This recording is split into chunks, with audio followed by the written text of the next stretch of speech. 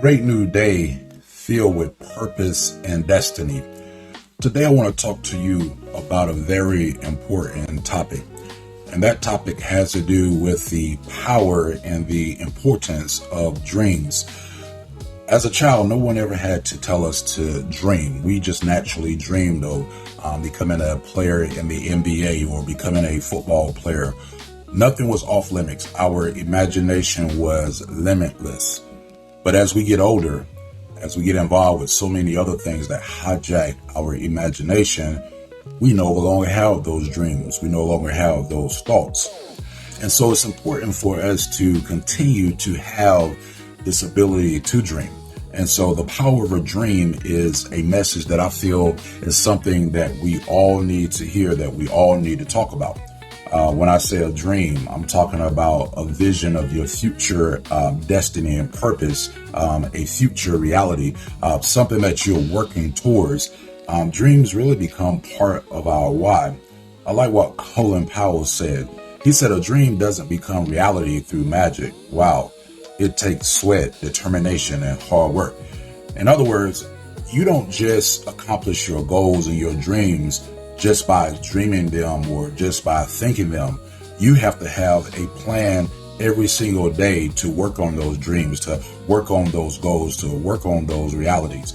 And while dreams might not become reality as a result of magic, the dream itself has magical powers. A dream, or the ability to contemplate the possibility of doing something great, is something that we all need in our life.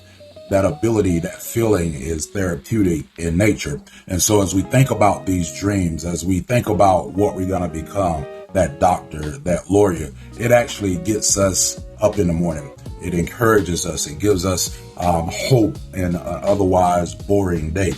Now, in 1954, Roger Bannister became the first runner to eclipse the 4-minute mile mark. Now, this is important. This was a barrier that seemed impossible to break.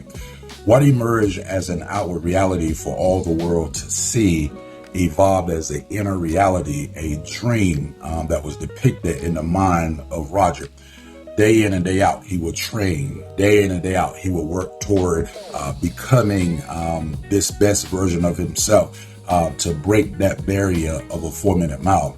Now, notice this. After he broke that 4-minute mile, after he accomplished the feat of running that 4-minute mile, many runners have since followed suit. The hope of what we can be is a prerequisite for doing great things. Let me say that again. The hope of what we can be is a prerequisite for doing great things in life. As you seek to express intrapersonal leadership, becoming skilled at leading yourself, because see, that's where it first starts. You got to have the private victory before you have the public victory. And so becoming skilled at leading yourself is so key and so important.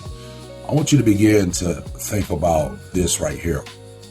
The only place that success comes before work is in a dictionary. Let me slow that down and say that again.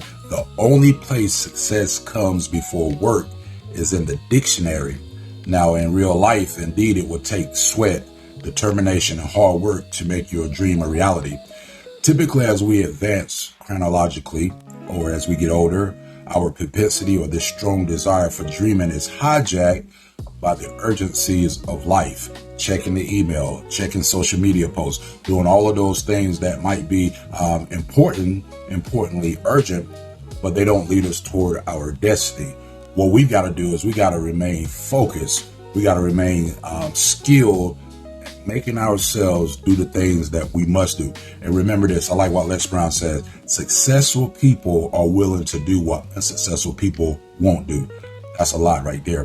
What we must all do is dream more and envision a preferred future reality. Day by day, we must work hard until our hard work shows up in the form of a dream that originally started out as an embryonic thought. In other words, it started out as a seed, but that seed then began to grow and grow and grow until it produced the tree that it was supposed to produce. So what I want you to do today is I want you to set this goal for yourself. I want you to spend 10 minutes today dreaming as you did when you were a kid, when all things were possible. You remember when you used to just sit around and you daydream about what you would become, about the goals that you would achieve. I want you to do that for 10 minutes. Decide today to embrace the power of a dream as a prerequisite for interpersonal leadership. That term interpersonal means dealing with the self. Now I want you to think about these few items here. First of all, there's our reflection thought for today. And it's this right here. While dreams might not become reality as a result of magic, the dream itself has magical powers. And why do I say it has magical powers? Because as we have this vision in our hearts and in our minds of what we want to become, even though we don't see it in the physical, we do see it in the world on the inside of us. And that internal world is what leads to us, and it produces the outcomes that we see in the external world. Our principle to remember for today is the only place success comes before work is in the dictionary. In other words, people that only dream about it may see it in a dictionary, but if you're going to get it in real life, you got to put the work before you get the outcome. And then real quickly, our question to explore for today is this: what is the one thing that you can do today to turn your dream into a reality? I want you to take a moment and think about that, ponder about that, and maybe write in your journal the answer to that question. As always, I want you to live on purpose. Make today great.